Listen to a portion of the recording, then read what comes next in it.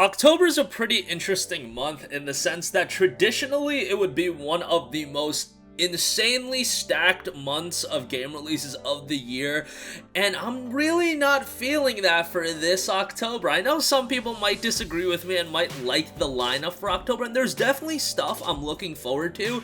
My most anticipated game for October probably was Battlefield 2042, and that getting pushed into November wasn't the most helpful thing in the world, but even then when I look at this lineup, that's all I got to say. A lot of It's okay, it's not bad, it's not terrible by any means, but it feels more like a decent January or a decent March than it does a October, because again, October, some of these Octobers in the past, guys, look through the years of yesteryear, or rather the months of yesteryear, and you will find some of those Octobers were absolutely ridiculous, but still want to take a look at the games that I personally would buy and the ones that I would wait on a sale for. So let's get right into it, because I think you guys are going to be surprised about some of it. Okay, so first of all, we got two buys.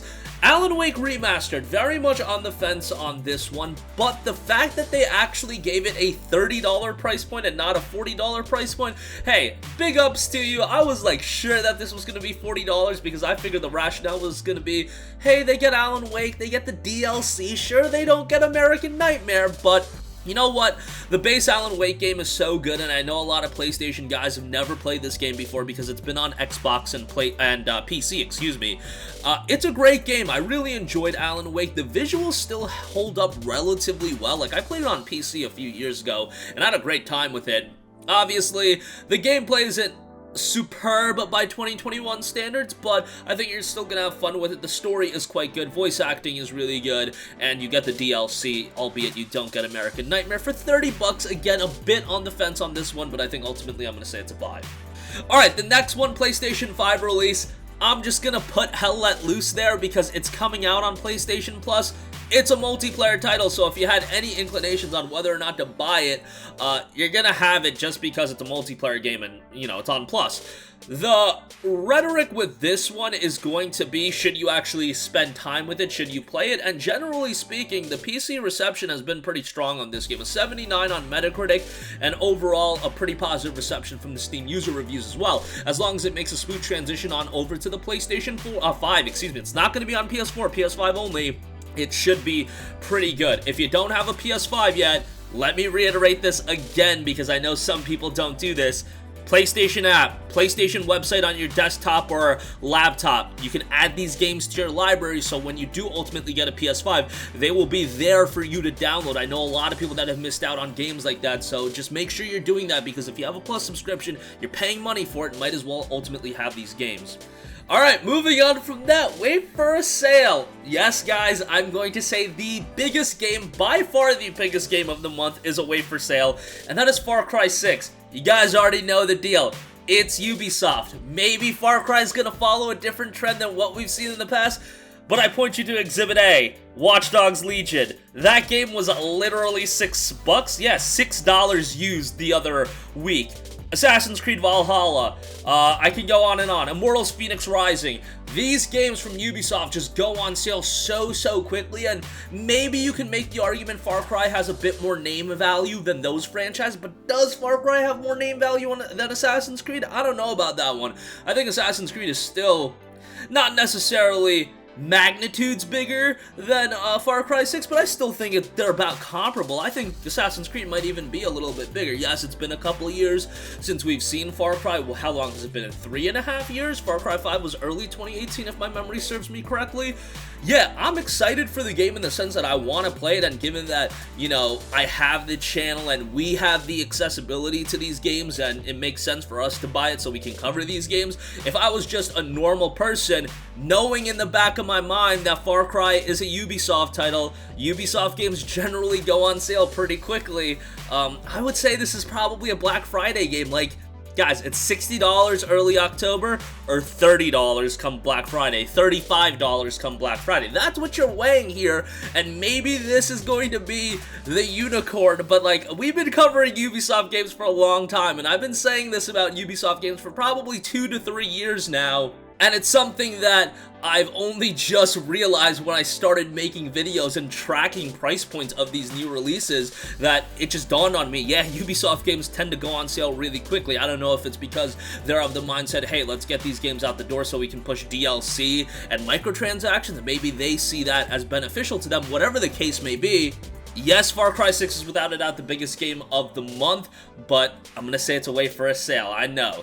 Alright, moving on from that, we got some other games that I should mention. BPM, Bullets Per Minute, been out on PC for quite a while, coming to PlayStation this month. For now, I'm gonna say it's a wait for a sale. The game does look quite good, and it's been received pretty well on PC. Back for Blood, gonna say this is a wait for a sale as well. I just can't stomach spending $60 on a game, and I can't recommend doing that when I know that the game is going to be available on Xbox Game Pass. I know that a lot of you guys disagree with that thinking, but to me, what it says is this game is already on Xbox Game Pass. Microsoft is already paying them an absurd amount of money to make it be on Xbox Game Pass.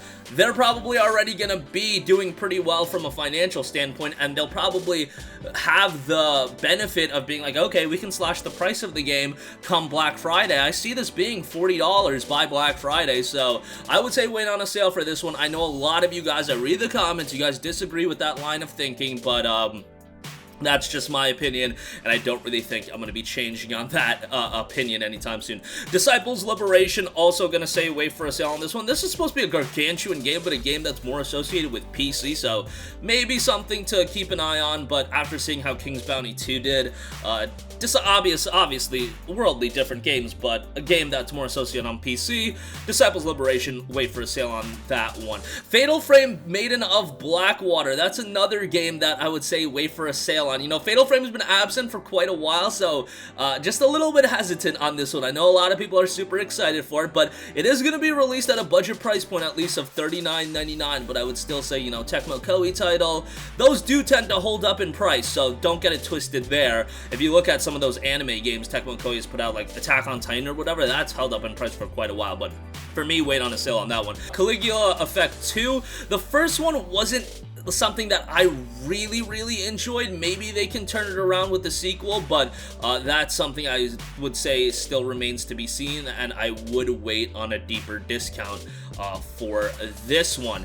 Demon Slayer Kimetsu no Yaiba, the Hinokami Chronicles, I'm gonna be honest, I watched a few episodes of this. Yes, I know the animation is ridiculous, the opening's really good. That's about all I can say about Demon Slayer. If you're a big fan, maybe it's a day one buy. For me, I'm always biased towards, like, the anime games of the anime that I like, and, you know, it is what it is. If you're a super Demon Slayer fan, pick it up on day one. I'm sure you'll like it, but these styles of games tend to usually be hit or miss. And lastly, this is one that I was contemplating putting on buy, and I'll explain to you why I have Alan Wake Remastered as a buy, but Crysis Remastered Trilogy as wait for a sale. Okay, so Crysis Remastered Trilogy is dropping at $50. Includes Crysis 1 Remastered, Crysis 2, Crysis 3. Great.